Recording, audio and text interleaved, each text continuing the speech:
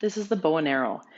So just to show you the bow and arrow first before I add any fancy knees, we're going to press the hands both out with the Thera loop. You want a Thera loop that's pretty light because it gets pretty tiring because you're working both your holding and your pulling arm at the same time. So you're pushing away as you're pulling with the Thera loop. So push away and pull gives that bow and arrow effect, right?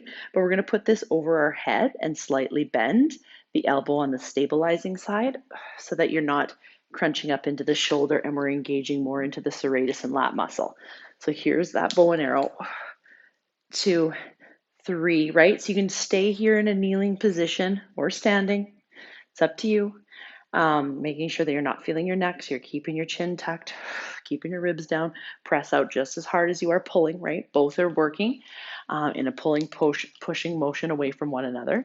And then you would take a little breather, maybe 15 seconds, and switch to the other side.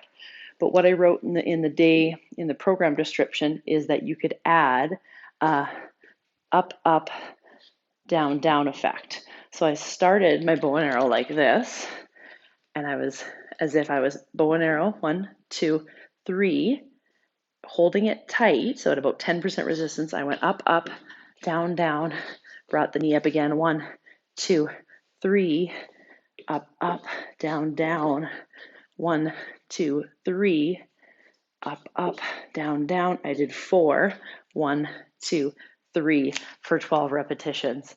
Then I did the other side.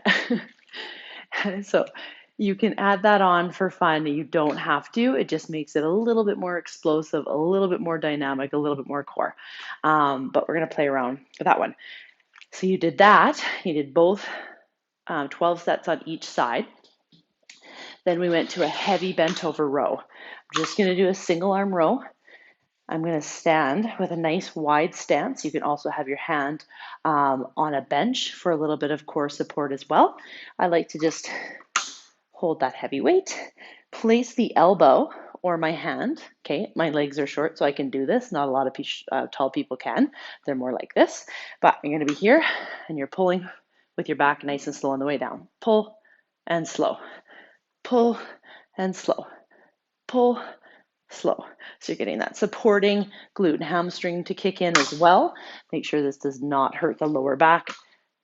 All I do to switch to the other side is switch to the other side. Change up the position of my upper body just a little bit. Pull, nice and slow on the way down. You're going to superset those two together, and you're done.